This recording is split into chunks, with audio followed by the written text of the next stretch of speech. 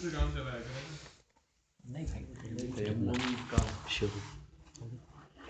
اعوذ باللہ من الشیطان الرجیم. بسم اللہ الرحمن الرحیم وبہ نستعین وہو خیر المعین.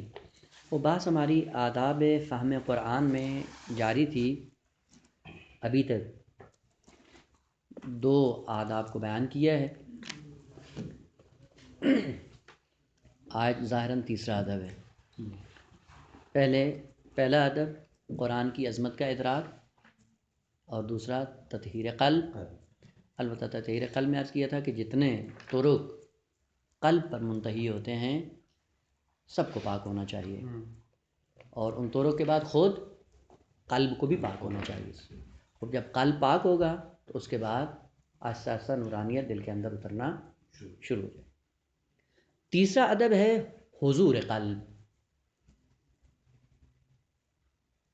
یہ عرض کر دوں کہ یہ جو ترتیب چلتی جا رہی ہے یہ ترتیب طولی ہے، یعنی سٹیپ بائی سٹیپ. یوں نہیں ہے کہ آدمی پھلانگ کر اس سیڑھی پہ پہنچ جائے، نہیں.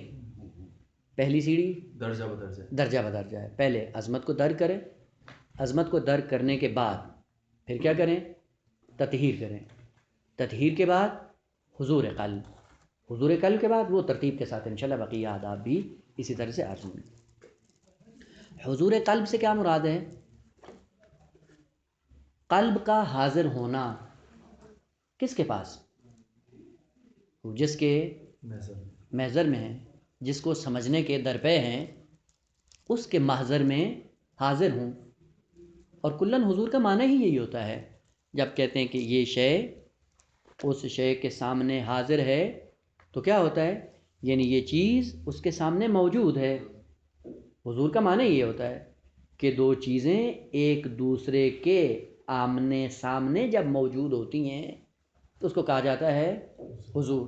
اگر ایک چیز کے سامنے ہو اور دوسری اس کے سامنے نہ ہو تو وہاں پہ کلمہ کیا استعمال ہوتا ہے؟ غیبت، غائب. جب یہ بیچ سے پردہ ہٹے گا، یہ چیز اس کے جب سامنے ہوگی تو کیا ہو جائے گا؟ حضور محقق ہو جائے گا. لہذا خالق کائنات نے ایک جگہ ارشاد فرمایا ہوا معکم اینما کنتم. جہاں بھی ہو وہ تمہارے ساتھ ہے. سوال، تم بھی اس کے ساتھ ہو یا نہیں؟ کوئی اول کلام ہے. ہوا اقرب الیکم من حبل الورید. شہرک سے بھی زیادہ نزدیک ہے. آپ کیا؟ آپ بھی اس کے قریب ہیں یا نہیں ہیں؟ جس دن آپ بھی اس ذات کے قریب ہو گئے حضور محقق ہو جائے گا. بس ایک طرف سے حضور ہے، دوسری طرف سے نہیں ہے. یعنی ایک حاضر ہے اور دوسرا اس کے مقابلے میں غائب ہے، اس لیے حضور محقق نہیں ہو رہا. غیبت امام زمان کا مطلب بھی یہی ہے. وہ کون غائب ہے کون حاضر؟ وہ ایک ذات ہے جو حاضر ہے، لیکن دوسری ذات جس کے لیے اس کا حضور ہونا چاہیے تھا وہ خود حاضر نہیں ہے. بس جو حاضر تھا ہم نے الٹا مفہوم بنا دیا، اسی کو غائب کہہ دیا، اور جو غائب ہے اس کو ہم نے حاضر بنا دیا. بھائی جو حاضر ہے اس کو حاضر مانو، جو غائب ہے اس کو سمجھو کہ اس کو اس کے جا کر قریب کرو. بس حضور میں کیا ہوتا ہے؟ اگر 2 چیزوں کے درمیان فاصلہ ہوتا ہے اس فاصلے کو کم کرو. جب فاصلہ کم ہوگا پھر کیا ہوگا؟ ان 2 چیزوں کے درمیان حضور محقق ہو جائے گا. لہذا یہ حضور 2 طرح سے ہے. پہلے مرحلے میں کبھی آپ دیکھتے ہیں اجسام کے اندر ایک جسم دوسرے جسم سے غائب ہے. وہ اجسام کی خصوصیت یہی ہوتی ہے کہ اگر 2 چیزیں جسم رکھتی ہیں، جسمانی 2 چیزیں، ان کے ہاں یہ لازم و ملزوم ہے کہ اگر یہ اس کے قریب ہے تو قطعاً وہ بھی اس کے قریب ہے، اور اگر یہ اس سے غائب ہے تو وہ بھی اس سے غائب ہے. یہ اجسام کی خصوصیت ہے. آقا یہ اجسام کی خصوصیت یعنی لازم و ملزوم ہے. ایک چیز آپ نے کہا کہ یہ تسبیح موبائل کے قریب پڑی ہے، ادھر سے موبائل بھی تسبیح کے قریب ہے. یہ اجسام کی خصوصیت ہے. لیکن جو انوار ہیں، جو مجردات ہیں، جو ملکوت کی مخلوق ہے، وہاں پہ یہ تلازم نہیں ہے. لہذا وہاں پہ یہ نہیں کہہ سکتے اللہ تمہارے قریب ہے تو تم بھی قریب ہو. اگر امام آپ کے سامنے حاضر ہیں تو آپ بھی امام کے سامنے حاضر ہو، چونکہ وہاں پہ حضور سے مراد حضور فزیکلی مراد جسمانی حضور نہیں ہے، اور خداوند عالم کے لیے بھی جسمانی حضور نہیں ہے۔ وہاں پہ یہ تلازم بالکل نہیں ہے کہ ایک ذات ایک کے قریب ہو تو لازمہ قہری یہ ہو کہ یہ بھی اس کے قریب ہو، نہ، ممکن ہے وہ قریب ہو لیکن تم اس کے قریب نہ ہو۔ اسی لیے خود سب سے پہلے دین ہمیں کیا بتاتا ہے آگا کہ جب عبادات پہ آؤ تو کیا کرو، قربتاً اللہ، قریب ہو، جب قریب ہوگا تو کیا ہوگا، حضور پیدا ہو جائے گا۔ خوب یہ قربت جسمانی قربت مراد نہیں ہے، اور یہ تقرب کی نیت کرنا بتاتا ہے کہ ہم کوسوں دور ہیں، وہ قریب ہے لیکن ہم کوسوں دور ہیں۔ اس فاصلے کو کم کرنے کے لیے کیا کرو کہ یہ کام انجام دو۔ وہ جو قانون خدا کا ہے وہی قانون ائمہ کا ہے، یہ قانون میں دونوں مشترک ہیں۔ اب یہ نہیں ہے کہ قانون خدا کا الگ ہوتا ہے، ان کا قانون قطعاً ایسا نہیں ہے، قانون دونوں کا ایک ہے۔ البتہ یہیں پہ اس نقطے کو مزید تھوڑا سا کھولوں گا۔ پس جسمانی مخلوقات میں قرب اور حضور کا معنی لازم و ملزوم کی صورت میں ہے، لیکن معنویات میں، انوار میں، مجردات میں، ملکوتی مخلوقات کے اندر تلازم نہیں ہے کہ اگر ایک ذات اس کے قریب ہے تو یہ بھی اس کے قریب ہے۔ ممکن ہے وہ قریب ہو لیکن یہ کوسوں دور کھڑا ہو۔ پھر کیا کرو، یہیں سے پتہ چل جاتا ہے کہ ہماری نمازیں قبول ہیں یا قبول نہیں ہیں۔ جواب، اگر ہر نماز آپ کے اس سفر کے اندر کمی کر رہی ہے، ایک قدم بڑھ رہے ہو پروردگار کی طرف، تو پتہ چل رہا ہے کہ نماز قبول بھی ہے، قریب بھی کر رہی ہے۔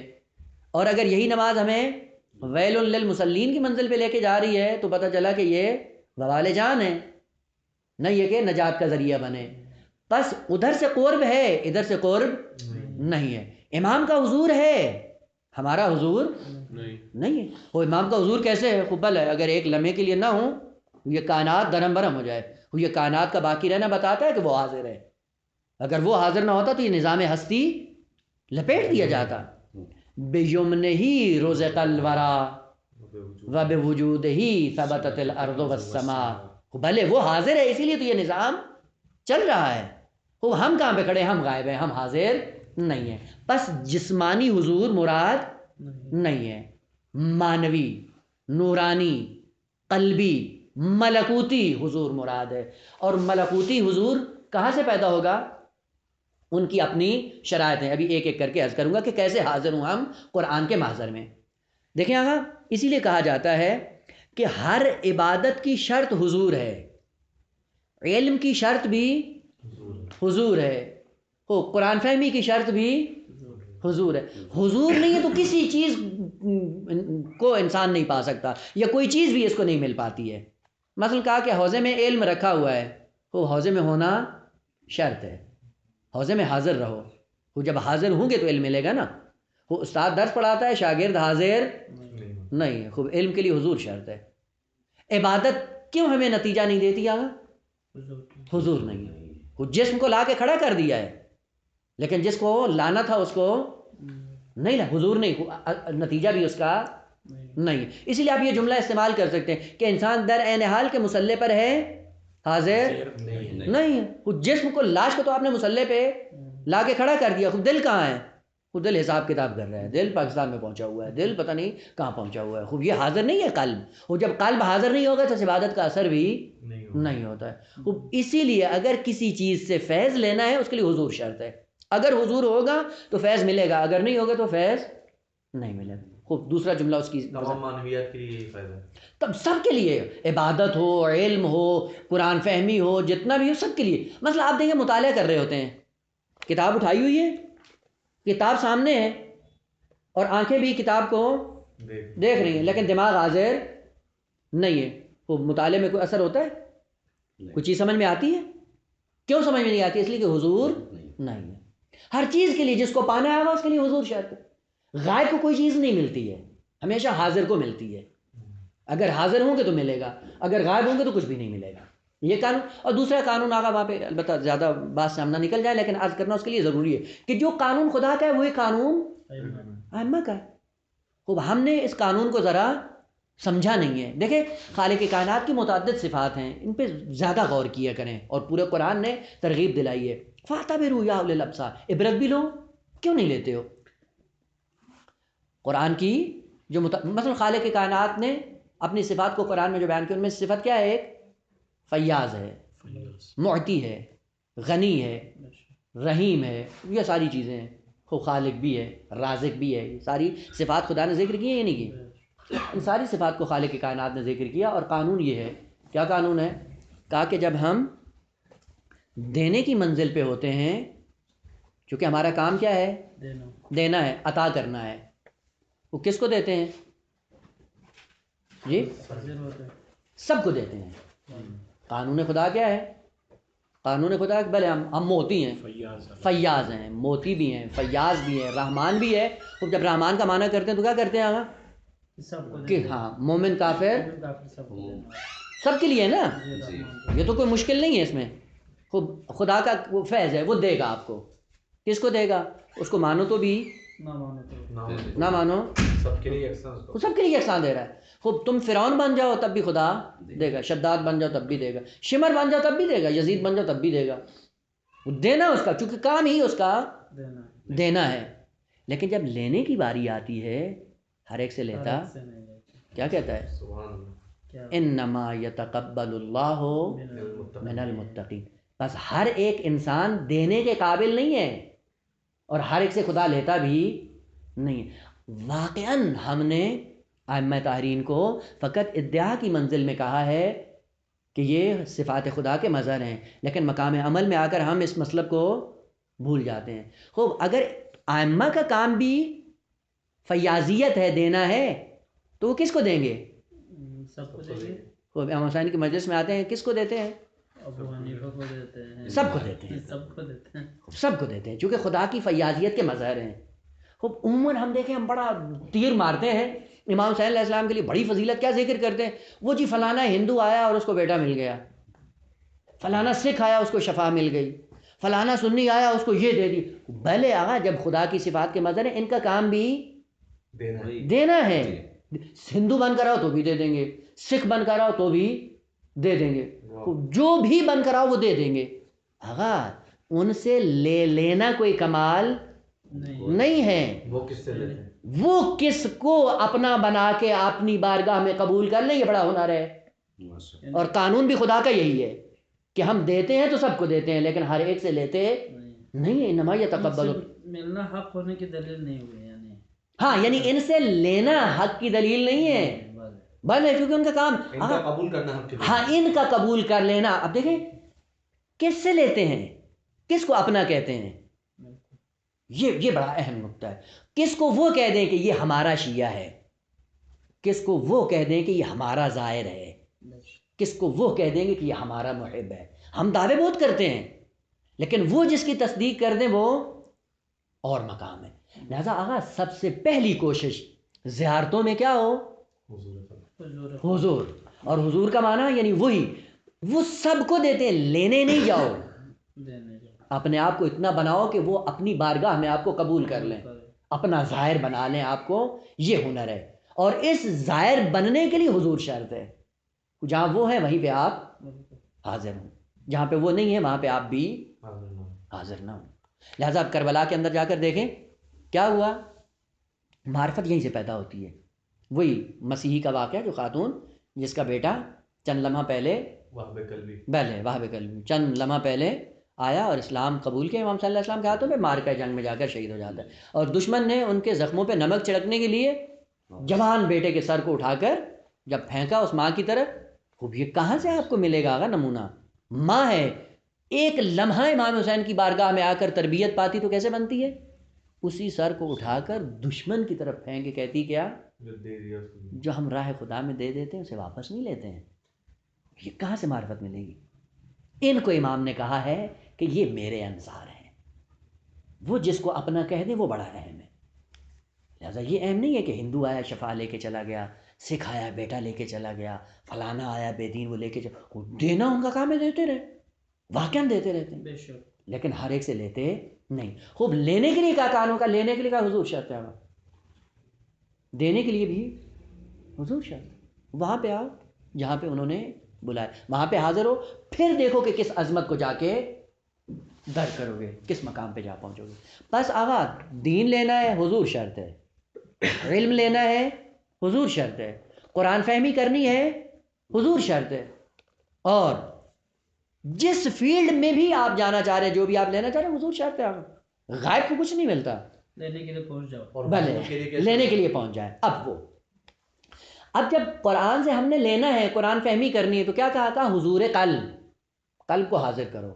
وہ کہاں پہ حاضر کرو؟ خوب یہاں سے سب سے پہلا، پس قلب جسمانی نہیں ہے، بے شک۔ یہ نہیں ہے جو بدن کے اندر دھڑکتا ہے، یہ نہیں ہے۔ عرض کیا تھا کہ اس قلب سے مراد روح ہے، قلب انسانی ہے۔ اس قلب کو حاضر کرو کہاں پہ؟ قرآن کے محضر میں۔ اب سب سے پہلے حضور کا معنی کیا ہوا؟ یعنی سب سے پہلے ایک حقیقت دوسری حقیقت کے سامنے ظاہر ہو تو حضور برقرار ہو جائے گا۔ یہ کہاں سے پتہ چلے کہ یہ حقیقت اس حقیقت کے ساتھ قریب ہو گئی ہے، حاضر ہو گئی ہے؟ علامت کیا ہے؟ پہلی علامت کا سنخیت ہے۔ سنخیت سے پتہ چلتا ہے کہ یہ حقیقت اس حقیقت کے سامنے حاضر ہو گئی ہے۔ اگر وہ سنخیت آپ بیچ میں اٹھا لیں، حضور ختم ہو جائے گا۔ سنخیت کا معنی کیا ہے؟ یعنی دو حقیقتیں مشترک صفات کی حامل ہوں۔ اگر مشترک صفات کی حامل ہیں تو یہ حقیقت اس کے ہاں حاضر ہے، وہ حقیقت اس کے ہاں حاضر ہے۔ اگر یہ سنخیت بیچ میں اٹھا لیں، آپ کا حضور ختم ہو جائے گا، ارتباط ٹوٹ جائے گا۔ سنخیت سے مراد کیا ہے؟ یعنی صفات کا مشترک ہونا۔ آئیں، قرآن کیا ہے؟ صفات۔ قرآن کیا ہے؟ نور ہے۔ وہ قلب اگر اس کے سامنے حاضر ہونا چاہتا ہے، سنخیت پیدا کرے، یہ بھی کیا ہو؟ نورانی ہو۔ قرآن کیا ہے؟ کہ طاہر ہے، مطہر ہے، قلب کیا ہو؟ طاہر و مطہر ہو۔ وہ طاہر و مطہر سے کیا پیدا ہوگی؟ سنخیت۔ اگر یہ سنخیت پیدا ہوگی، پتہ چل جائے گا کہ یہ قلب قرآن کے محضر میں حاضر ہے۔ اگر آپ نے ان صفات کو ایک جگہ، دونوں کی صفات کو اکٹھا کر لیا، اس کا مطلب ہے یہ حقیقت اس کے سامنے حاضر ہے، وہ حقیقت اس کے سامنے حاضر ہے۔ اگر یہ سنخیت نہ ہوئی تو پھر حاضر نہیں ہے۔ لہٰذا ہم قرآن پڑھ رہے ہوتے ہیں اور قرآن کا آگے سے کیا ہوتا ہے رویہ؟ رب بکار القرآن والقرآن یلعنو۔ وہ کیا کہہ رہا ہے؟ کہتا ہے میں نور ہوں، میں طیب و طاہر ہوں، میں پاکیزہ ہوں، تو آلودہ ہو کر مجھے آ کر تلاوت کرتا ہے، تمہیں کیا ملے گا اس سے؟ بس حضور کے لیے سنخیت شرط ہے، پہلی خصوصیت۔ یعنی ظلمت پر نور کی تجلی نہیں ہوگی۔ بھلے جب عالم تجردات کا قانون یہ ہے کہ اگر ایک چیز تمہارے اوپر آ رہی ہے، حاضر ہے، تم بھی اس کے سامنے حاضر ہو۔ حضور کے لیے آگا سنخیت شرط ہے۔ اگر یہ سنخیت ہے تو دونوں چیزیں آپس میں مل بیٹھیں گی۔ اگر یہ سنخیت نہیں ہے تو کبھی بھی یہ چیز اس کے سامنے حاضر نہیں۔ اگر یہ قانون ہے، آپ طبی طور پر بھی جا کر دیکھیں۔ ایک داستان ہے، اگرچہ گھڑی ہوئی ہے، عرض کیا کہ پہلے کہ بعض داستانیں ہیں جو مولانا روم بیان کرتے ہیں، اور وہ داستان بیان کر کے ایک نکتہ بیان کرنا چاہ رہے ہوتے ہیں، اور اس نکتے کے لیے ایک داستان پوری گھڑ لیتے ہیں۔ البتہ معروف داستان ہے، میں اس میں زیادہ جانا نہیں جا رہا ہوں، ٹائم بھی ضائع نہیں کرنا چاہ رہا ہوں۔ اور وہ ہے فارسی کا شعر بھی ہے، کبوتر با کبوتر باز با باز کند جنس با ہم جنس پرواز۔ وہ کوئی سنخیت ہوگی تو ایک ساتھ چلیں گے نا۔ وہ کیوں یہ دو ایک ساتھ نہیں جا رہے ہیں؟ کہ اس لیے کہ صفات ان دونوں کی ملتی نہیں ہے۔ خوب جب صفات نہیں ملتی تو ایک ساتھ بھی نہیں ہوتے ہیں۔ خوب مثلا فرض کریں، اپنی مثال عرض کریں، مثلا آپ فرض کریں کہ ایک مولانا ہے اور ایک چور ہے، دونوں کی دوستی ہو جائے۔ وہ قطعاً یہاں پہ کوئی رگ ملتی ہے۔ اب وہ ضروری نہیں کہ حتماً بری ہو، ممکن ہے کوئی اچھی صفت مولانا کی ہو جو چور نے اپنا لی ہو، یا ممکن ہے چور کی کوئی بری صفت ہو جو مولانا نے اپنا لی ہو۔ لیکن ان دونوں کے ایک ساتھ بیٹھنا یہ بتاتا ہے کہ کسی صفت میں مشترک ہے۔ ایک جملہ اب یہاں پہ انہی سے حقائق سمجھ میں آتے ہیں، ہم عموماً پڑھ جاتے ہیں لیکن توجہ نہیں ہوتی۔ امام حسین علیہ السلام کو 28 رجب کو ولید نے دربار میں بلایا۔ کون بیٹھا ہوا تھا؟ مروان۔ پہلا جملہ امام علیہ السلام نے کیا فرمایا؟ کہا کہ عجب، یہ دو اکٹھے بیٹھے ہیں، یعنی کوئی حالانکہ یعنی جانی دشمن، بینما بون بعید، یعنی ایک دوسرے کو ایک لمحے کے لیے برداشت کرنے والے نہیں تھے، لیکن ایک جگہ پہ آ کر دونوں اکٹھے۔ امام نے کہا اچھا دونوں ایک ساتھ؟ بس پتہ ہے کہ کوئی ایک صفت مشترک ہے جس نے لا کر دونوں کو ایک جگہ کھڑا کر دیا، وہ سنخیت کی۔ وہ کیا تھی؟ وہ دونوں امام کے پیاسے ہیں۔ یعنی دونوں قاتل امام ہیں. دیکھیں بری صفت ہو یا اچھی ہو، بالآخر حضور سنخیت کا مطالبہ کرتا ہے. امام نے کہا بھی ہے کہ تم قتل کرو. بل اب وہ داستان، میں صرف اس نقطے کی طرف اشارہ کرنا چاہ رہا تھا کہ اصل بینما بون بھائی اصل ایک دوسرے کو ایک لمحے کے لیے برداشت نہیں کرتے، دونوں ایک ساتھ بیٹھے ہوں. امام کی دشمنی میں اکٹھے ہوئے. بس صفت مشترک کیا تھی؟ وہ بھی چاہتا تھا کہ امام کو قتل کر دیا جائے، یہ ملعون بھی چاہتا تھا کہ امام کو قتل کر دیا جائے. بس ایک صفت، اس صفت کی اب وہ ریشہ جو بھی ہو، بالآخر اگر آپ دو اپوزٹ لوگوں کو ایک ساتھ بیٹھا دیکھیں، یقین مان لیں کہ اگر سنخیت نہ ہوتی ہے کبھی ایک ساتھ اکٹھا نہیں ہوتے. سنخیت ہے جو دوسروں کو ایک ساتھ بٹھاتی ہے. قرآن کے ساتھ کیسے سنخیت پیدا کریں؟ عرض کیا ہے کہ قرآن کی صفات کو دیکھتے جائیں، اپنے اندر وہ صفات دیکھتے جائیں. اگر وہ صفات ملتی آپ مسانخ قرآن ہیں، اگر وہ صفات نہیں ہیں تو آپ سنخیت قرآن کے ساتھ آپ کا دور کا راستہ بھی نہیں. خوب آئیں آپ قرآن کی صفات کیا جو قرآن نے ذکر کی ہیں، واقعی سوچنے والی بات ہے نا. خوب ان صفات کو ایک ایک کر کے دیکھیں. البتہ آپ صفات میں جانا نہیں ہے، صرف مطلب یہ بیان کرنا ہے کہ قرآن سے استفادے کے لیے آپ سنخیت پیدا کریں. اگر سنخیت ہے قرآن سے استفادہ کر سکیں گے، اگر سنخیت نہیں ہے تو پھر کبھی بھی استفادہ نہیں کر پائیں گے، کیونکہ صفات کا مشترک ہونا ضروری ہے. خوب ہم کیوں ائمہ کے نزدیک نہیں ہوتے ہیں؟ سنخیت نہیں ہے. کون ہے جو امام کے ساتھ بیٹھا ہوا ہے؟ کس کے لیے غیبت نہیں ہے؟ کون ہے امام کے محضر میں؟ وہی جس نے صفات امام کو بنایا ہوا ہے. اب وہ ایسے علماء جن کے واقعات ملتے ہیں، مثلا سید مہدی بحر العلوم، ایک مبنی رجالی عرض کر دوں، رجال کے اندر جتنی روایات ہیں ان تمام روایات کی بررسی کی جاتی ہے کہ سند ٹھیک ہے یا نہیں ہے. لیکن سید مہدی بحر العلوم نے جن روایات پہ عمل کیا ہے، علماء کے اندر مبنا بن گیا کہ ان روایات کی سند دیکھنے کی ضرورت نہیں ہے. کیوں؟ وجہ یہ ہے کہ سید مہدی بحر العلوم اس روایت پہ عمل کرتے ہی نہیں تھے جب تک امام سے پوچھ نہیں لیتے تھے کہ یہ روایت ٹھیک ہے یا نہیں ہے. آغا یہ حاضر ہے امام کے پاس پہلے، اب یہ ہمارے لیے حوضے میں اسطورہ بنا ہوا ہے. حوضہ یہ تھا آغا، حوضے کے اندر یہ تعلیم ہوتی تھی. وہ ہم کہاں پہ کھڑے ہوئے ہیں اور حوضہ کس ڈگر پہ جا رہا ہے اور ہمیں کرنا کیا تھا، وہ باب دیگر ہے. بس یہ ممکن ہی نہیں ہے آغا کہ سنخیت کے بغیر دو چیزیں ایک دوسرے کے ساتھ آ جائیں، ایک دوسرے کے پاس بیٹھیں. بس سنخیت میں کیا کیا کہ ان صفات مشترکہ کا ہونا ضروری ہے.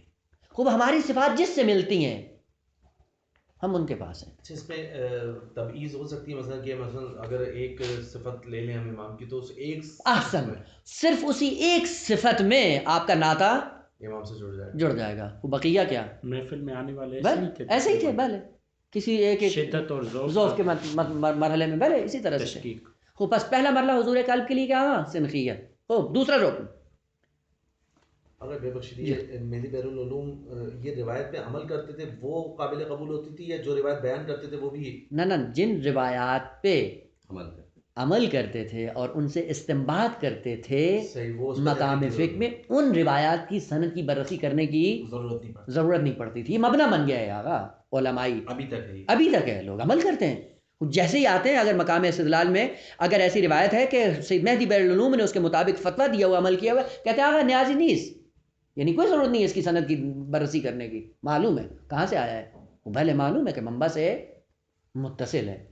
اگر عرض کر دوں ایک دوسرا نمونہ پڑھا ہوگا شاید آپ نے، علامہ ہلی کا ہے، معلوم ہے نا، ہلہ سے جا رہے تھے کربلا، گدھے پہ جا رہے تھے، تصور کر رہے تھے اس کا، جا رہے تھے کربلا کی طرف، گدھے پہ بیٹھ کر دیکھا سامنے ایک نوجوان عرب آیا سامنے اور اس نے ایک سوال پوچھا، جواب دے دیا. دوسرے مسئلے میں کہا یہ نہیں پتا. کیوں نہیں پتا ہے؟ کہا اس کے متعلق کوئی روایت نہیں ہے. نوجوان نے فوراً کہا کہ مگر تہذیب شیخ تمہارے کتاب خانے میں نہیں ہے؟ کہا ہے. تو کیا تہذیب کی فلاں جلد کے فلاں صفحے پر یہ حدیث نہیں ہے؟ ایک دم علامہ تھے نا، ظاہر ہماری طرح کا تو انسان نہیں تھا. فوراً علامہ نے کئی ایک مشکل ترین کلامی مسائل پوچھنا شروع کر دیے. جیسے ہی ایک ایک مسئلہ پوچھتے تھے جواب ملتا تھا اور یقین میں اضافہ ہونا شروع ہوا کہ معمولی انسان نہیں. آخر میں سوال کر ہی ڈالا، کہا کہ غیبت کبریٰ کے زمانے میں آیا امام عصر سے ملاقات ممکن ہے یا نہیں؟ بلے امام نے فوراً جواب دیا کہ علامہ یہ کیسے ممکن ہے کہ جس کا ہاتھ تیرے ہاتھ میں ہے اس کی ملاقات ممکن نہ ہو؟ دیکھا خود کربلا پہنچے ہوئے ہیں، امام غائب ہو گئے، پلٹ کر جب گھر میں آیا تہذیب کا وہ نسخہ اٹھایا، جب دیکھا واقعاً اسی جلد میں اسے صفحے پہ وہ روایت موجود تھی، لکھ دیا، حاشیہ بھی لگا دیا، کہا کہ یہ افاظات امام عصر علیہ الصلوۃ والسلام کی وجہ سے ہے اور اس کی سند کی بررسی کرنے کی ضرورت، اور وہ نسخہ آج بھی آغا مرشی نجفی کی لائبریری میں موجود ہے علامہ کی ہاتھ کی تحریر کے ساتھ۔ وہ بھلے آغا حضور یہ ہے، علماء یوں تھے، حضور کا معنی اسی سنخیت پیدا کریں، جب سنخیت پیدا کریں گے تو بھلے سب کچھ مسئلہ حل ہو جاتا ہے۔ خوب سنخیت کے بعد دوسرا روکنا گا، صفت مشترک آ گئی تو صفت مشترک آنے کے بعد آیا حضور محقق ہو جائے گا؟ کہا نہیں ہوگا، اس کے بعد کیا ہوگا؟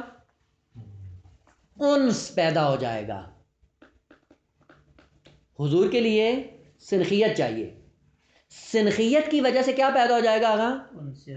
انسیت۔ انسیت کیا ہوتی ہے آگا؟ دیکھیں آپ کلمہ کہتے ہیں مانوس ہو گیا، مانوس کس کلمے کے مقابلے میں ہے؟ ایک کلمہ ہوتا ہے وحشی اور ایک ہوتا ہے انس۔ اب یہ دعاؤں میں پڑھتے ہیں نا، یا انسی فی وحشتی، وحشت کسے کہتے ہیں؟ غربت کو، البتہ ہمارا وہ نہیں ہے غربت کا جو ہم وہ کرتے ہیں، مونس بھی کہتے ہیں۔ انس کیا ہوتا ہے آقا؟ انس ایک مثال سے عرض کروں، دیکھیں ایک جانور ہوتا ہے شروع میں انسان سے بھاگتا ہے، شروع میں ایسے ہی ہوتا ہے نا، پھر انسان کی طرف سے ایک ایسا رویہ ہوتا ہے کہ جس رویے کی وجہ سے انسان کیا کرتا ہے؟ اس کے ساتھ انس پیدا کر لیتا ہے، دھیرے دھیرے دھیرے دھیرے پھر وہ اس کے ساتھ مانوس ہو جاتا ہے۔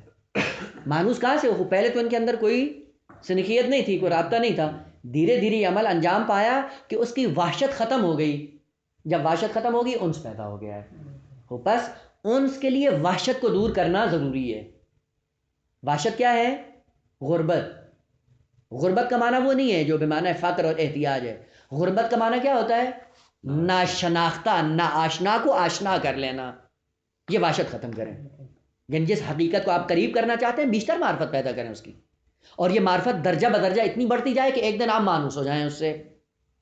البتہ مانوس کرنے کا ایک غلط طریقہ ہے اور ایک صحیح طریقہ ہے۔ غلط طریقہ کیا ہے؟ آقا مثلا آپ ایک پرندے کو وحشی سے نکال کر کیا بنانا چاہتے ہیں؟ اہلی، مانوس بنانا چاہتے ہیں، وہ کیا کریں؟ پرندہ آپ نے پکڑا، وہ ایک طریقہ یہ کہ پر کاٹ دو، جب پر کاٹیں گے کیا ہو جائے گا؟ بیچارہ مجبور ہے، اصل حرکت نہیں کرے گا، یہ ایک طریقہ ہے۔ دوسرا کیا ہے؟ کہ اس کے پر رہنے دو، پر نہیں کاٹو، اپنے رویے میں تبدیلی لے آؤ کہ تاکہ وہ تم سے انس پیدا کرنا شروع کر۔ آقا تعلیم کا بھی یہی سلسلہ ہے، تعلیم میں ہم نے انس پیدا کروانے کے لیے اس بچے کو علم کے ساتھ ایک غلط طریقہ استعمال کرتے ہیں، اور وہ کیا ہوتا ہے؟ ڈنڈا۔ نہیں پڑھتا ڈنڈا استعمال کرو، پہلے یہ پر کاٹنے کے مترادف ہے، مذموم ہے، نہیں ہے، اسلام نے یہ نہیں کہا۔ وہ ہوتا کیا؟ جب تک ڈنڈا ہوتا ہے کتاب اٹھاتا ہے، ڈنڈا اٹھا لیں، ختم۔ خود دین بھی یہی آگا، خود دین پہ عمل کروانے کے لیے خدا نے ایک ڈنڈا رکھا ہے، بھلے وہ ڈنڈا دیکھتے ہیں نماز پڑھ لیتے ہیں، وہ ڈنڈا غائب تو نماز بھی خدا شاہد ہے، بیننا و بین اللہ، ہم اپنی ذات میں وہ کریں کہ آج کے بعد اگر یہ اعلان کر دیا جائے کہ آغا جہنم تعطیل، کہ جہنم نہیں ہے، عذاب قبر نہیں ہے، آگ نہیں ہے، کچھ بھی نہیں ہے، ہو کتنے مسلح عبادت کے آئیں گے؟ کہاں ہیں ہم؟ کہاں پہ کھڑے ہیں؟ بس انس کا یہ غلط طریقہ ہے کہ وہ یعنی چونکہ اس کی معرفت نہیں ہے، بھلے جب معرفت ہوگی ڈنڈے کی ضرورت نہیں پڑے گی نا، اس کے پر ہوتے ہوئے اپنے رویے میں اتنی تبدیلی پیدا کرو کہ وہ آپ کے ساتھ انس پیدا کرنا شروع کر دے۔ اور خالق کائنات نے یہی تو کیا، جتنے گناہ کرتے ہو کتنا مانوس ہے تم سے، ما غرک بربک الکریم، واقعاً ایسے ہی ہے۔ کس نے تمہیں مغرور کر دی؟ کس نے تمہیں دھوکے میں رکھا ہے؟ وہ تو کریم ہے، وہ کریم کے ساتھ یہ رویہ ہوتا ہے جو آپ کر رہے ہو۔ بس سنخیت سے انس پیدا ہوتا ہے، انس کا مطلب کیا ہے؟ یعنی جو فاصلہ دور تھا وہ فاصلہ کم ہو جاتا ہے۔ خوب قرآن کے ساتھ مانوس ہونے کی ضرورت ہے، کہا پہلے صفات پیدا کرو، صفات پیدا کرنے کے بعد انس پیدا کرو قرآن کے ساتھ۔ جب انس پیدا ہوگا تو کیا ہوگا؟ یہ بھی طولی ہے، یہ بھی طولی ہے، بالکل یہ بھی تولی. پہلے صفات پیدا کرو. مثلا ایک دفعہ خالق کائنات نے کہا کہ میرے قرآن کی صفات یہ ہے کہ یہ طاہر بھی ہے مطہر بھی ہے, پاک و پاکیزہ ہے. کیا کرو؟ خزاری ادب یہ ہے کہ تم باوضو ہو کر قرآن کے محضر میں آؤ. خود باوضو ہو کر محضر قرآن میں آتے ہو. دوسرا کہ یہ قلوب کی طہارت کیا ہے؟ کہ گناہ سے اپنے آپ کو بچا کے اور قرآن کے ساتھ قریب ہو جاؤ گے. یہ صفت آپ نے پیدا کر لی ہے. اس صفت سے کیا ہو گیا؟ یعنی تم آ کے ساتھ میں بیٹھ سکتے ہو. خوب بیٹھنے کے بعد انس چاہیے, مانوس ہو جاؤ اس حقیقت سے. مانوس ہونے کے بعد پھر کیا کرو؟ خوب مانوس ہونے کے لیے عمل دیگر کی ضرورت ہے. انس کے لیے پھر تمرین کی ضرورت ہے تاکہ آپ قرآن سے مانوس ہو, قرآن تم سے مانوس ہو جائے. قرآن میں انس پیدا کرنے کے لیے تکرار عمل کی ضرورت ہے. دانا فتد اللہ کی مدد. بھلے وہاں تک آؤ. تیسرا مرحلہ کیا ہے؟ انس کے بعد یعنی سنخیت کے بعد انس کے بعد الفت ہے. الفت کا معنی کیا ہے؟ جس سے کلمہ نکلا ہے تالیف. تالیف کسے کہتے ہیں؟ نہ, تالیف کہتے ہیں دو متفرق چیزوں کو جوڑنے. تو کیا ہو جائے گا؟ تالیف. یہ کتابوں میں جو عموماً تالیف ہوتا ہے, تالیف اسی کو کہتے ہیں. کیا کہ متعدد مطالب اٹھا کر ایک جگہ اکٹھا کر دیں, یہ کیا ہو جائے گی؟ مختلف چیزوں کو یکجا کرنا. یہ کیا ہو جائے گا؟ تالیف. اور یہ فرق ہے عربی میں تصنیف اور تالیف. اس میں فرق ہے. تصنیف کیا ہوتی ہے؟ تصنیف میں مصنف اپنی نظر بیان کرتا ہے, تالیف میں دوسروں کا مواد اکٹھا کرتا ہے. اور یہ بڑی چاشنی تھی. دعا میں بھی اللہم الف بینا ہے, وہ اپنی جگہ پہ دو چیزوں کو جوڑا, دو مختلف چیزیں الگ الگ ہیں, ان کو آپ نے ایک اکٹھا کر دیا ایک چیز کے اندر, وہ باعث الفت ہوگی ایک چیز. علامہ مجلسی بیٹھے ہوئے تھے اپنے ایک شاگرد کے سامنے, تو ایسے جیسے ہوتا ہے شوخی علمائی, عرض کرتے ہیں کہ علامہ ہلی کی بھی اتنی کتابیں, میری دیکھو کتنی, میری بھی اتنی کتابیں, کم تو نہیں ہیں ان سے. شاگرد نے پلٹ کے کہا کہ علامہ کی جتنی تھی وہ ساری تصانیف تھیں, آپ کی ساری تالیف ہے. اب یہ چاشنی وہاں پہ واقعاً وہ صاحب علم ہی سمجھ سکتا ہے. بھلے آپ نے بھی بہت ہے لیکن جمع کیا ہے, انہوں نے سب کچھ زحمت کر کے لکھا ہے اور نظر ہے ان کی باقاعدہ, وہ تصنیف ہے آپ کی تالیف. تیسرے مطلب الفت. الفت کا مطلب کہ دونوں کو ایک کر دو, آگا ضم ہو جائے. یہ کہاں سے پیدا ہوگا؟ اس سے حضور قلب وجود میں آئے گا. آگا حضور قلب کہاں سے؟ اگر الفت نہیں ہے تو کہاں سے آئے گا پیدا؟ آگا دیکھیں, خود جو دوسری حقیقت سے بیزار ہو, کبھی اس سے الفت پیدا ہوتی ہے. قرآن نے ذکر کیا اشمئزت قلوبہم عن ذکر اللہ. عجیب بات ہے کہ جب بھی ذکر خدا کا سلسلہ آتا ہے, خدا کی یاد کا تذکرہ کیا جاتا ہے, اشمئزت قلوبہم, اشمئزت میں بیزار ہو جاتے ہیں, ان کے دل ذکر خدا سے بیزار. خود جو ذکر خدا سے بیزار ہو کب الفت پیدا کرے گا عبادت سے؟ اشمئزت یہ بیماری ہے قلب کی. البتہ میں نے اشارہ نہیں کیا, اور ایک طویل فہرست تھی کہ دل کی بیماریاں قرآن نے جو ذکر کی ہیں. خوب تھا کہ اگر ایک اشارہ ہو جاتا تو اچھا ہوتا, لیکن میں نے کہا کہ اس کو ذرا مختصر کر دوں کہ یہ سارے آداب ابھی ختم ہو جائیں پھر انشاءاللہ کسی اور موقع پہ. بھلے ان میں سے اشمئزاز بیزاری ہے. دیکھیں اب اپنے اندر جا کر دیکھیں. آگا جب علم کا تذکرہ ہو ہمارے سر میں درد شروع ہو جاتا ہے, جب نماز کی بات ہو ہم مریض ہو جاتے ہیں. ان کے نام کی حد تک تو بتا دیجیے گا بیماریوں کی. ہاں یہ خوب ہے, انشاءاللہ عرض کر دوں گا. بیزار ہے. اپنی زندگیوں کے اندر دیکھیں ہم کس چیز سے لذت محسوس کرتے ہیں. کتاب سے لذت حاصل کر رہے ہیں, اس کا مطلب ہے تالیف کتاب ہے, الفت کتاب ہے. عبادت سے الفت ہے, ذکر خدا سے الفت. خوب اگر ہم ہر چیز سے بیزار ہیں تو اس کا مطلب ہے کہ ہمارا دل بیمار ہے. علم سے بیزار ہیں, دین سے بیزار ہیں, عبادتوں سے بیزار ہیں, ائمہ سے حتی بیزار ہیں. بھلے طول تاریخ میں کم نہیں تھے لوگ, واقعاً بیزار تھے. وہ جب بیزاری سامنے آتی تو کیا آگا الفت پیدا کرو, الفت, ایک ہو جاؤ. ایک ہونے کے لیے کچھ کھونا پڑتا ہے. وہ جو چیزیں چھوڑو جو ان کو مطلوب نہیں, پھر الفت پیدا ہوگی, پھر تم ایک بن جاؤ گے. جب ایک ہوگے ہاں اس وقت کیا کہا جائے گا؟ اذا تلیت علیہم آیات زادتہم ایمانا. یا بقیہ ہے وجلت قلوبہم، بل قلوب ڈر جاتے ہیں، قلوب کے اندر ظرفیت بڑھ جاتی ہے یاد خدا سے. بس تیسرے مرحلے میں کیا ہوگا؟ کہا سنخیت سے ان سے الفت. اگر الفت آ جائے گی یعنی دونوں کا وجود ایک ہو جائے گا، خوب یہاں سے کیا ہو جائے گا؟ حضور خود بخود محقق ہو جائے گا. اب یوں عبارت کر لیں کہ حضور کے لیے کتنی چیزیں چاہیے؟ کا 3 چیزیں چاہیے، سنخیت، انس، الفت. اگر یہ 3 چیزیں ہیں تو حضور ہے، اگر یہ 3 چیزیں نہیں ہیں تو پھر آغا حضور نہیں ہے. اگرچہ یہ لاش قرآن کے ماضر میں بیٹھی ہے لیکن قرآن اس کے ماضر میں نہیں ہے. اگرچہ یہ قرآن پڑھ رہا ہے لیکن قرآن اس پہ لعنت کر رہا ہے. کیوں آئے ہو؟ کہ سنخیت پیدا کر کے آتے، انس پیدا کرتے، الفت پیدا کرتے، میں حاضر ہو جاتا. میں تو حاضر ہی تھا، تو غائب تھا. اپنے حضور کو یقینی بنانے کے لیے ان صفات کو اپنا کر میرے محضر میں آؤ تاکہ مجھ سے فائدہ اٹھا سکو. یہ کون سی صفت تھی آقا حضور قلب کے لیے؟ صفت وجودی، یعنی کس کو ہونا چاہیے. اب صفت سلبی کے کس کو نہیں ہونا چاہیے. یہ صفات وجودی تھی. ہاں یہ صفات وجودی. اب صفات سلبی میں کہ کیا نہیں ہونا چاہیے حضور قلب کے لیے، یعنی جو مانے حضور کے لیے وہ موانے کیا ہیں؟ وہ یہاں پہ خود توجہ ہے، ایک قاعدہ عقلی بھی ہے کہ انسان کی حقیقت کو سمجھنے کے لیے. دیکھا گا انسان کو خداوند عالم نے اس دنیا میں اس طرح سے خلق کیا ہے کہ وہ ایک وقت میں صرف ایک چیز کی طرف توجہ پیدا کر سکتا ہے، 2 چیزوں میں اپنے آپ کو منہمک نہیں رکھ سکتا. ایسا ہی ہوتا ہے نا. اب آپ ایک چیز کی توجہ کر رہے ہیں، کتاب آپ بڑے انہماک سے پڑھ رہے ہیں، ساتھ سے کوئی گزر جائے گا آپ کو پتہ نہیں چلے گا. اب اگر آپ اس گزرنے والے کی طرف متوجہ ہوں کلاس میں بیٹھ کر تو استاد کی بات آپ کے وہ گزر جائے گی. یعنی آپ ایک وقت میں 2 کام نہیں کر سکتے. لیکن خالق کائنات کی صفت کیا ہے؟ واقعا کتنا خوبصورت ہے قرآن. کل یوم هو فی شان، یا دوسرا لا یشغلہ شأن عن شأن.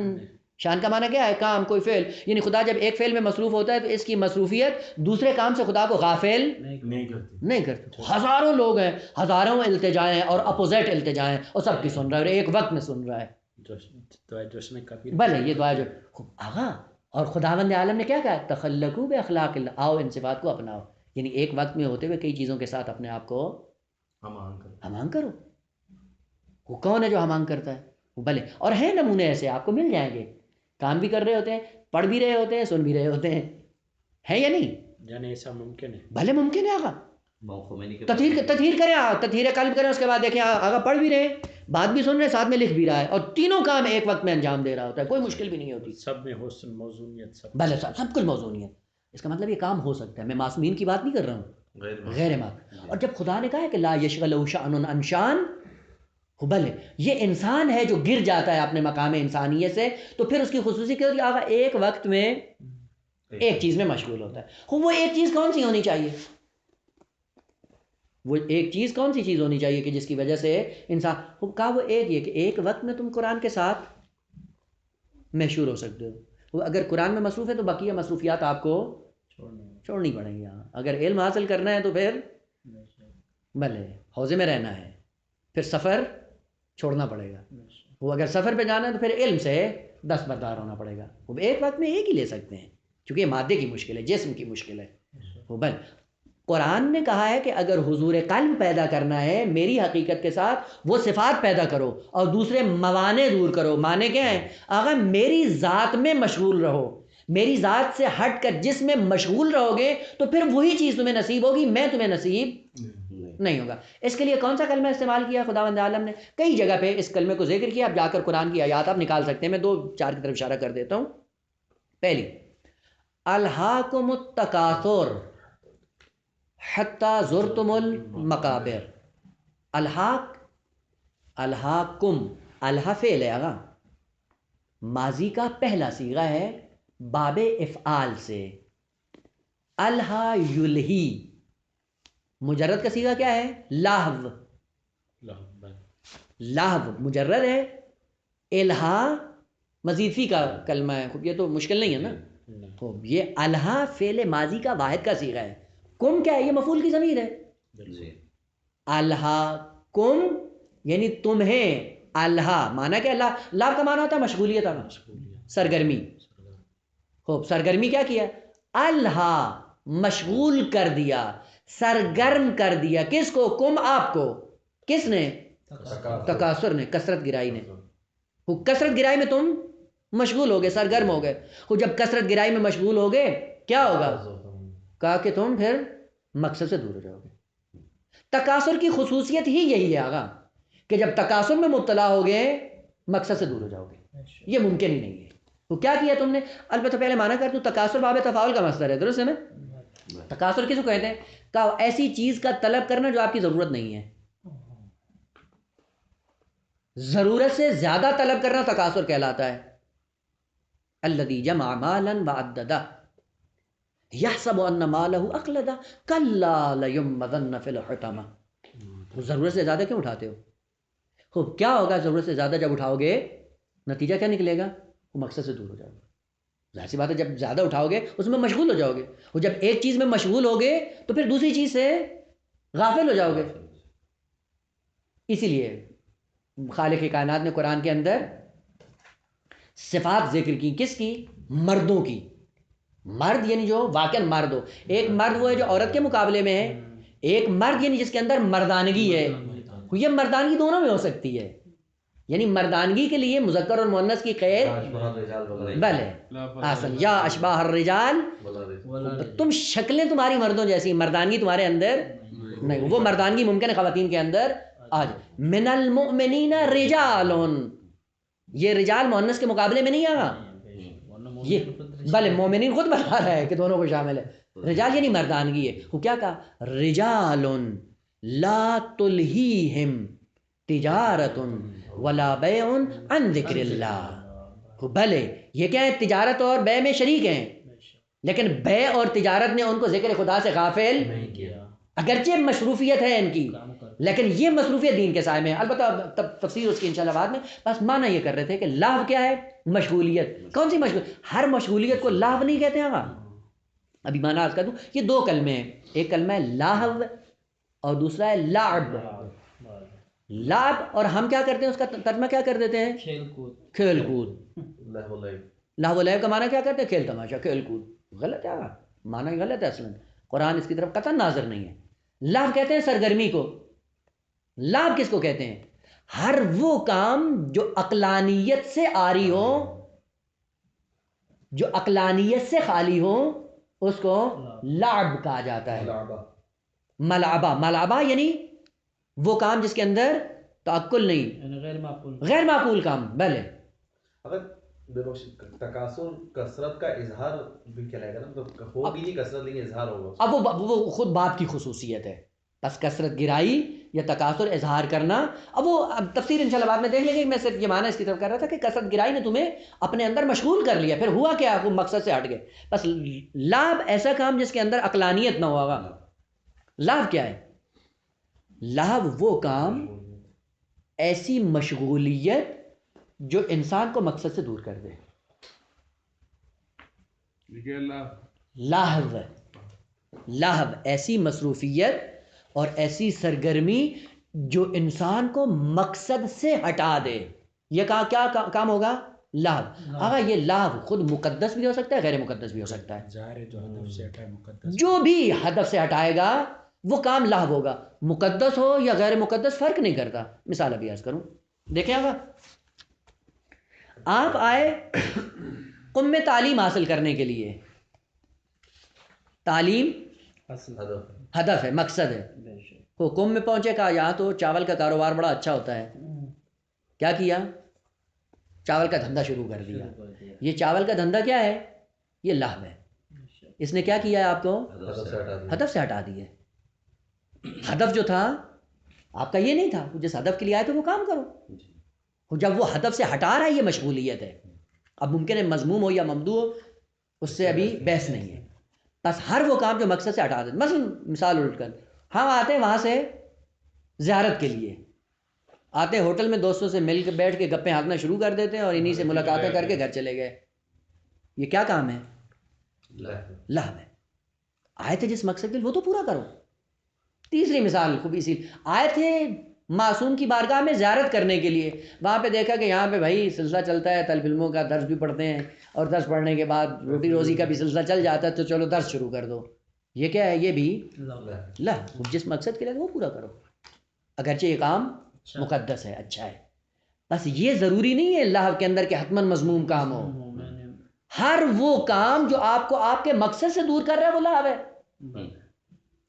اب آئیں، اگر مقصد آپ کا مقدس ہے اور یہ کام اس سے روک رہا ہے تو یہ کام بھی مذموم ہو جائے گا. درست ہے؟ یعنی پہلا مقصد جس کی طرف آپ کو جانا ہے وہ انتہائی عظیم مقصد ہے. خوب اس سے جو بھی آپ کو کام روکے گا وہ کیا ہے؟ یہ لحظ جو ہے لام بن جائے گا. اب آسان تو وہ بات ابھی مثلا عرض کریں، خالق کائنات نے دنیا کو کیا کہا کہ دنیا دار لہو و لعب ہے. کیا مطلب؟ خوب اسی کلمے سے توجہ کر لیتے کہ ہم کس لیے آئے ہیں. خداوند عالم نے جب آپ نے دنیا میں بھیجا ہے کس کے لیے بھیجا ہے جی؟ دنیا میں آئے ہو کس کے لیے؟ وہ کسی مقصد کو پانے کے لیے. خوب جب دنیا میں آئے اس مقصد کو ہم بھول گئے، دنیا کے کاموں میں مشغول ہو گئے. اس مشغولیت نے کیا کیا؟ خدا سے اور مقصد سے ہمیں دور کر دیا. اسی لیے کہا کہ حیات دنیا کیا ہے؟ لہو و لعب ہے. غیر عقلانی کاموں میں ہماری زندگی گزار دیتے ہیں، غیر معقول کاموں میں زندگی چوپٹ کر دی، لہو کے اندر اپنی ساری زندگی بسر کر دی. خوب جو مقصد تھا وہ سارا بھول گیا، چھوٹ گیا. اسی لیے کہا کہ یہ دار دنیا دار لہو ہے. مثال عرض کروں گا، مثلا والدین ایک بچے کو سرمایہ دیتے ہیں، کچھ پیسے دے کر بھیجتے ہیں کہ بیٹا جاؤ دکان سے یہ چیز خرید کر لاؤ. بچے نے پیسے لیے، گھر سے نکلا، جانا ہے دکان پہ جا کے کوئی چیز خرید کے لانی ہے. دیکھا کہ وہاں پہ بچے کھیل رہے ہیں، وہ اس کھیل کے اندر اتنا محو ہوا کھیلتے کھیلتے کہ پیسے بھی گر گئے، شام بھی ہو گئی، چیز بھی نہیں لے کے آیا. شام ہوئی، جب بچے واپس چلے گئے تو اب پریشان ہو گیا کہ والدین نے کس لیے بھیجا تھا. ادھر ادھر دیکھنے لگا کہ وہ تو پیسے بھی نہیں ہیں، سرمایہ تو ہاتھ سے نکل گیا. وہ کس عالم میں والدین کے پاس آئے گا؟ حسرت و ندامت. یہ حسرت و ندامت کام نہیں آئے. خوب اسرائیل جب آ کے کہے گا بھائی صاحب چلو، اس وقت آنکھیں کھلیں گی کہ کس لیے بھیجا تھا اور کون سے کاموں میں پڑ گئے تھے. سرمایہ زندگی کا جو دیا تھا وہ اس لیے نہیں دیا تھا کہ لہو و لعب میں اپنے آپ کو گزار دوں. جب لہو و لعب میں گزارا، اب کیا ہوا؟ مقصد سے تو دور ہو گیا، مقصد کو پایا نہیں ہے، وہ ساری زندگی لہو و لعب میں گزارا. لہو یعنی وہ سرگرمی جس میں انسان مصروف ہو جاتا ہے. آغا دین سے ہٹ کر جو بھی آپ کی سرگرمی ساری لہو ہے. دین سے ہٹ کر جو دین سے ہٹائے، وہ سب سرگرمیاں ہیں. خوب یہ ان سے جب کہا جاتا ہے کہ لہو و لعب سے پرہیز کرو، وہ کہتے ہیں کہ نہیں، ہم اپنی بیوی بچوں کی زندگی سے نکل جاتے ہیں. وہ بھائی یہ نہیں کہا ہے خدا نے. وہ کہتے ہیں لہو و لعب سے پرہیز کرو، تجارت کرنا چھوڑ دیتے ہیں. وہ بھائی یہ کام نہیں کرو. کیوں؟ کہا کہ دین پہ عمل کرو. خود دین نے کہا ہے کہ دین کے سائے میں تجارت کرو. تجارت میں ہوتے ہوئے دین ہو، تجارت میں ہوتے ہوئے خدا ہو، بیوی بچوں کے ساتھ ہوتے ہوئے خدا ہو، بیوی بچوں کے ساتھ ہوتے ہوئے دین ہو. یہ لہو نہیں ہے، روحانیت نہ ہو. بھلے یہ دین کہاں پہ ہو؟ کہ پوری زندگی میں ہو. انفرادی زندگی میں دین ہو، اجتماعی زندگی میں دین ہو، معاشرتی زندگی میں بھی دین ہو. بل دین ہر جگہ پہ ہو. اگر ہر جگہ دین ہے، دین کی بنیاد پہ ہر کام انجام دیتے ہیں، یہ کیا ہے؟ لہو و لعب نہیں. آپ مقصد کی طرف گامزن ہے. تجارت دین کے سائے میں، روابط دین کے سائے میں، دوستیاں دین کے سائے میں، بیوی بچوں کا نان و نفقہ دین کے سائے میں. یہ لہو و لعب نہیں ہے. لیکن وہ کام جو دین سے ہٹ کر آپ انجام دیں وہ لہو شمار ہوگا، وہ لعب شمار ہوگا. اور بسا اوقات وہ شاید فعل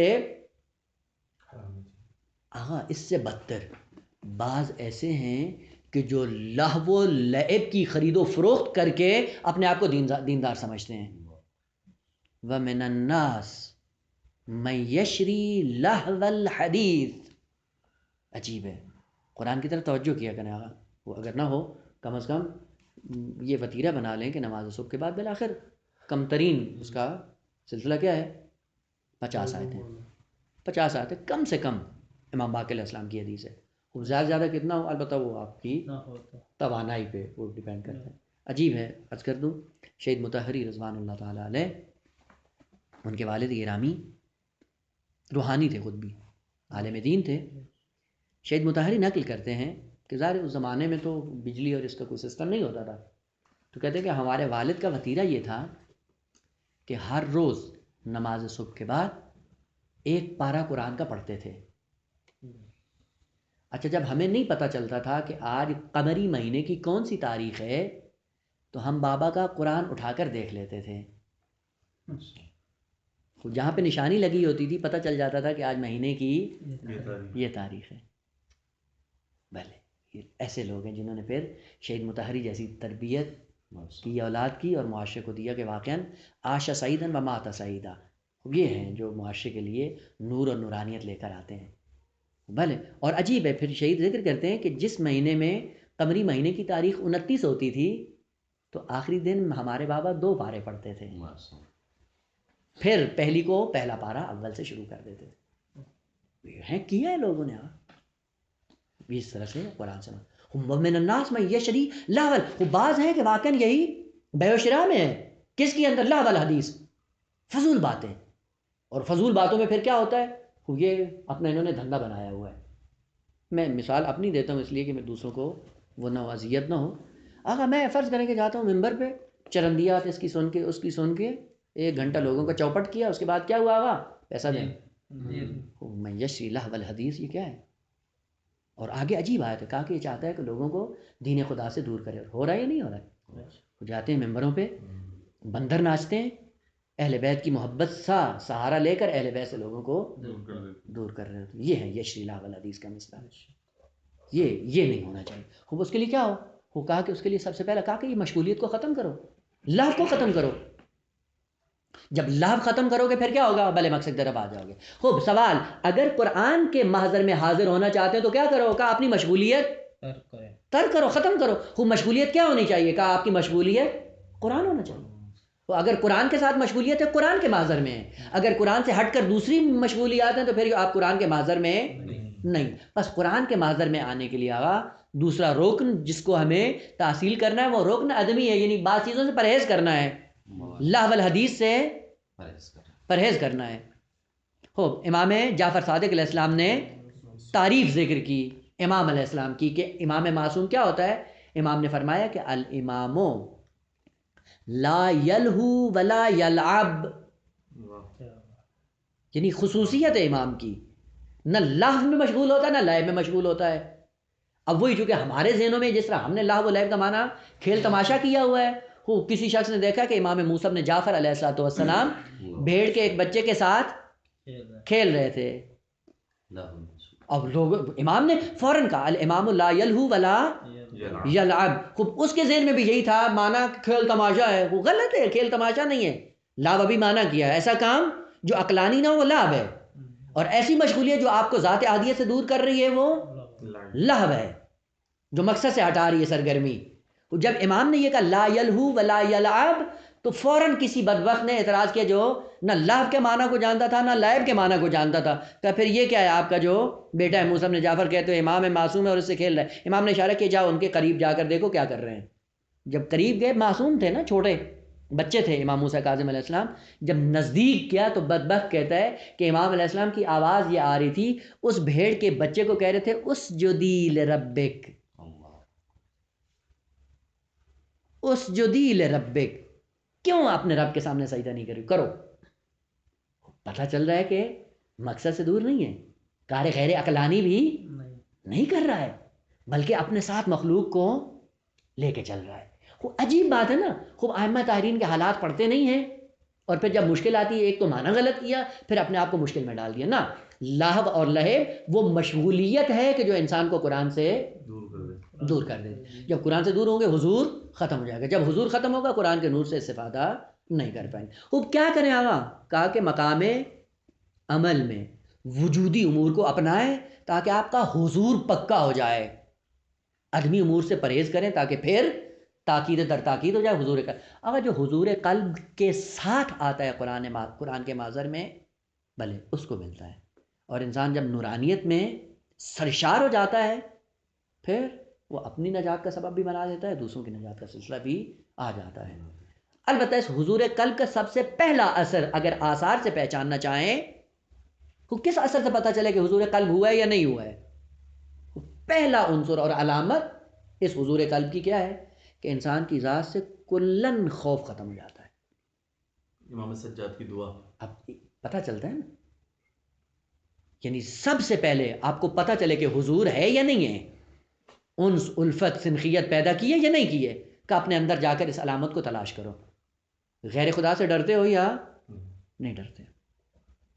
اگر غیر خدا کا خوف ہے تو پھر سمجھ لو کہ ابھی حضور نہیں پیدا کی. اور اگر وہ خوف ختم ہو گیا ہے تو پھر پہچان لو کہ آپ قرآن کے محضر میں ہو. واقعہ ہے مرحوم شاہ آبادی کا، البتہ لگتا ہے کہ آج واقعات کا سلسلہ زیادہ ہو گیا ہے، لیکن نہیں، عموماً مرحوم شاہ آبادی جانتے ہیں نا، عرفانی شخصیت، امام خمینی کے استاد، جن سے امام خمینی بہت زیادہ متاثر تھے. اور پوری تحریر امام کی آپ اٹھا کر دیکھ لیں، کسی کے لیے جملہ نہیں ملتا، لیکن شاہ آبادی کے لیے جہاں پہ بھی آغا نے لکھا ہے روحی لہ الفدا. اور امام خمینی کا یہ جملہ ہے کہ اگر ساری زندگی میں اس کے معاشرے میں بیٹھا رہوں، ہر دن ایک نئی بات کرے گا، تکرار نہیں کرے گا. کیا مقام تھا اور کیا سلسلہ. خوب ایک مسجد میں نماز پڑھاتے تھے، بات آ گئی ہے کہ ان کا حق بھی ادا ہو جائے اور خداوند عالم ہمیں بھی توفیق دے کہ ہم ان کی سیرت اور ان کے راستے پہ چل سکیں. بھلے علماء کی سیرت اس لیے ہوتی ہے کہ اس کو اپنانے کی ضرورت، یہ غیر معصوم ہے، معصومین کی ذوات میں سے نہیں ہے. نماز پڑھا رہے تھے مسجد میں، اور پرانے زمانے میں مسجد اتنی وہ نہیں ہوتی تھی، پرانی سی مسجد تھی، اوپر سے سانپ گرا، اور جیسے ہی سانپ وہ نیچے گرا، جتنے سارے پیچھے نمازی تھے سب بھاگ گئے. آقا نماز پڑھ رہے تھے، وہ نماز بڑے اطمینان سے ختم کی. ختم کرنے کے بعد سانپ جب باہر نکل گیا تو نمازی آ گئے. تو آقا سے پوچھتے ہیں کہ آقا شما نہ ترسیدید، آپ نہیں ڈرے ہو؟